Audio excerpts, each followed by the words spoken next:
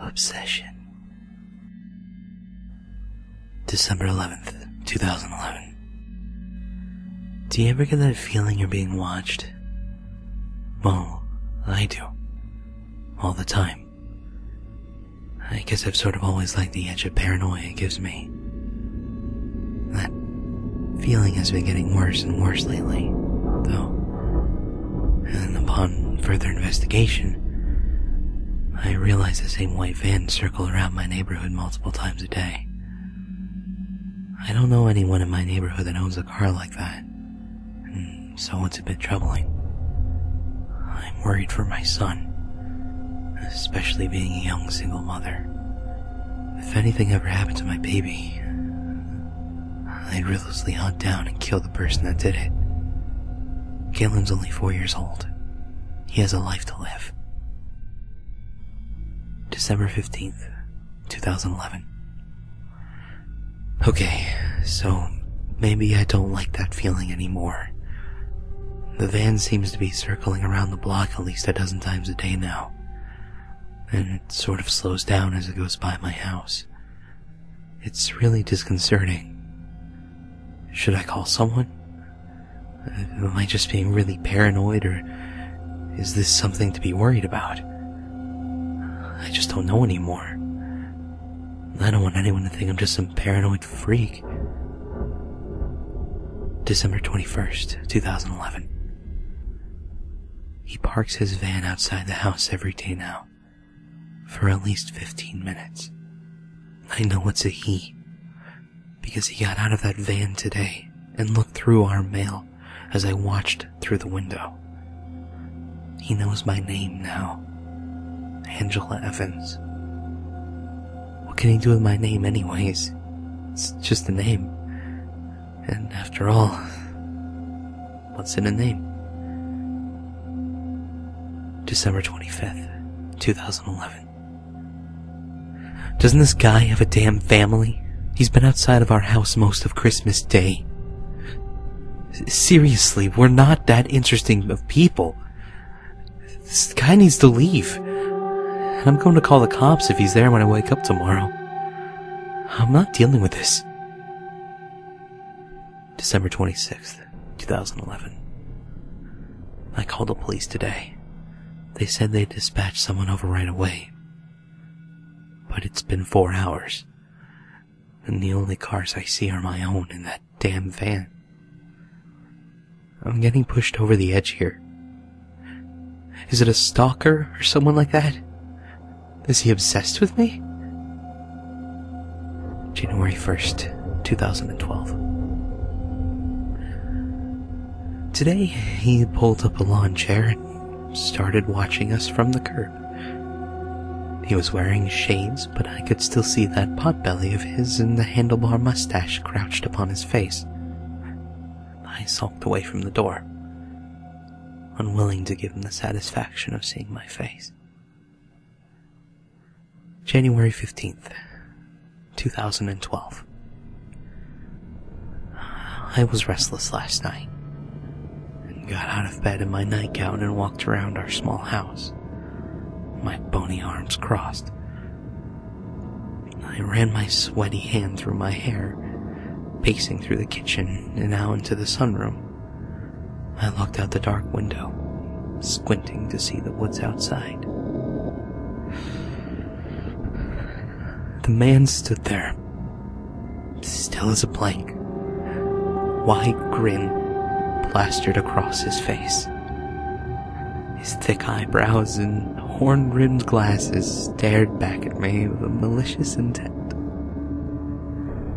I screamed. Body frozen in fear. Minutes passed as we just stared at each other. Finally, I broke the spell and ran away, curling up next to my son in this room. January 31st, 2012. We went grocery shopping today, my son and I. The white van was not parked outside, so we decided to go. Less than 2 minutes into the drive, I slammed on the brakes, realizing that I had somehow forgotten to lock the door. I raced back into the house, grabbing my son and locking the door behind us. I checked everywhere, searching the house from top to bottom as I made sure that the stalker wasn't inside. He wasn't.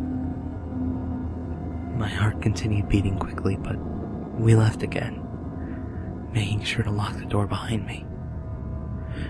February 1st, 2012. I didn't check the crawl space. I didn't check the fucking crawl space when I searched the house. I jumped out of bed at 2 a.m. in the morning and ran down the flight of stairs that leads to the basement and opened up the insulating compartment that led to a musty crawl space. I hesitated for a moment before slithering in. I was greeted warmly by the crunching of rat skulls below my feet. I flashed the small flashlight I had brought with me and looked around. I sighed with relief as I realized no one was there. I crawled out, going straight back to my room and falling asleep.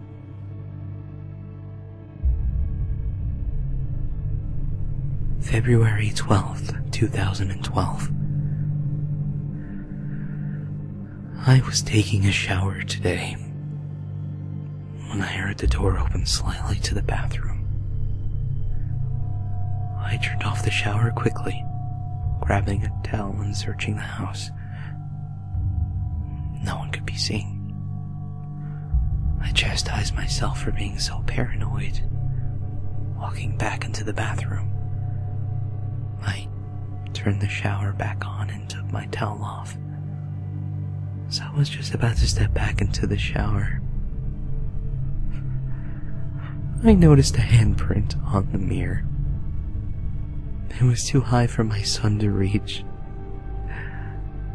and it was much too big to be my hand. I let out a small whimper from my lungs and trudged back into the shower, soap dripping from my hair. I tried to put the thought out of my mind, blaming it on my paranoia. It could have been my own handprint, just smudged to look better, right? But I know that isn't the truth. February 20th, 2012. I stared into the reflecting black glass door, eyeing up my figure. I have insecurity problems, alright? Put my hands on my stomach and pulled up my shirt, staring at my slender belly. I looked down, giggling as I stuck my finger into my shallow belly button. I looked back up into the reflecting glass and my smile disappeared. He was standing behind me. He was standing behind me.